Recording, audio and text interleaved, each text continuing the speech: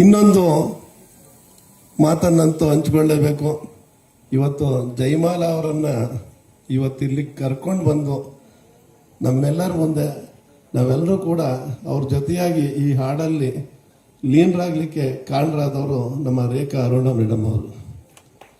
ರೇಖಾ Aruna madam ಅವ್ರಿಗೆ ಭಾಳ ಜನಕ್ಕೆ ಗೊತ್ತಿದೆಯೋ ಇಲ್ಲೋ ಗೊತ್ತಿಲ್ಲ. ನಾದಬ್ರಹ್ಮದಂಥ ಒಂದು ಆಡಿಟೋರಿಯಂನ ಗಂಧದ ಗುಡಿ ಸೆಟ್ಟಿಂಗ್ನೇ ಮಾಡಾಕ್ಬಿಟ್ಟಿದ್ರು. ನಮ್ಮ ಆಯೂಬ್ ಖಾನ್ ಅವ್ರು ಇಲ್ಲೇ ಇದ್ದಾರೆ. ಫುಲ್ ಸೆಟ್ಟಿಂಗೆ, ನಾನೇನು ಫಿಲಮ್ ಥಿಯೇಟ್ರಿಗೆ ಅಲ್ಲ ಯಾವುದೋ ಕಾಡಿಗೆ ಬಂದಂಗೆ ಆಗೋಯ್ತೇನೋ ಅಂತೇಳಿ ಅಷ್ಟೊಂದು ಅದ್ದೂರಿತನ. ಅದಾದ ನಂತರ ಡಾಕ್ಟರ್ಸ್ ಡೇಗೂ ಅಷ್ಟೇನೆ. ಡಾಕ್ಟರ್ಸ್ ಡೇನಲ್ಲೂ ಕೂಡ ಏನು ಸಂಪೂರ್ಣ ಇದೇ ಚೇಂಜ್ ಮಾಡಾಕ್ಬಿಟ್ಟಿದ್ರು, ಏನೋ ಒಂದು ಸ್ಟುಡಿಯೋಗೆ ಬಂದಂಗೆ ಆಗೋಯ್ತು ಅಂತೇಳಿ.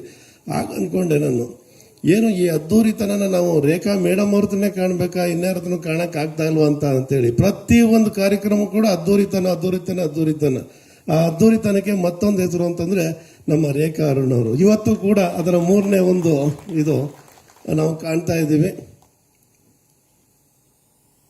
ಈ ಒಂದು ನನಗನ್ಸುತ್ತೆ ಹಿಂದೆ ಅದ್ದೂರಿತನಕ್ಕೆ ರವಿಚಂದ್ರನ್ ಅವರು ಫೇಮಸ್ ಆಗಿದ್ರು ಅಂತೇಳಿ. ಇವತ್ತು ಮೈಸೂರಿನ ಅದೇ ಒಂದು ಇದನ್ನು ನಾವು ರೇಖಾ ಅರುಣ್ ಅವ್ರ ಹತ್ರ ಕಾಣ್ತಾ ಇದ್ದೀವಿ ಅಂತ ಹೇಳ್ತಾ, ಅವರನ್ನು ಏನು ನಮ್ಮ ಜಯಮಾಲಾ ಮೇಡಮ್ ಅವ್ರನ್ನ ಅಂಥ ಚಿತ್ರದ ಹಾಡಿರ್ಬೋದು, ಅವ್ರಿಗಾಗಿ 3-4 ಹಾಡು ಹಾಡಿ ಬರಮಾಡಿಕೊಂಡು ಈ ಒಂದು ಸಮಾರಂಭದ ಕಳೆಯನ್ನು ಹೆಚ್ಚು ಮಾಡಿ ಮೈಸೂರಿನ ಹೆಮ್ಮೆಯನ್ನು ಕೂಡ ಗೌರವವನ್ನು ಕೂಡ ಹೆಚ್ಚು ಮಾಡಿದಂಥ ಒಂದು ಪ್ರಯತ್ನ ಮಾಡಿ ಒಂದು ಯಶಸ್ವಿ ಕಾರ್ಯಕ್ರಮ ಮಾಡಿದ್ದಕ್ಕೆ ನಾನು ರೇಖಾ ಅರುಣ್ ಅವರಿಗೆ ಅಭಿನಂದನೆ ತಿಳಿಸ್ತಾ, ಮೈಸೂರಿಗೆ ಭೇಟಿ ಕೊಟ್ಟು ನಮ್ಮನ್ನೆಲ್ಲ ಮನತಣಿಸಿದಂಥ ನಮ್ಮ ಜಯಮಾಲಾ ಮೇಡಮ್ ಅವರಿಗೆ ನಾನು ಅನಂತ ಧನ್ಯವಾದಗಳನ್ನ ಅರ್ಪಿಸಿ ನನ್ನ ಮಾತನ್ನು ವಿರಮಿಸ್ತೀನಿ. ನಮಸ್ಕಾರ.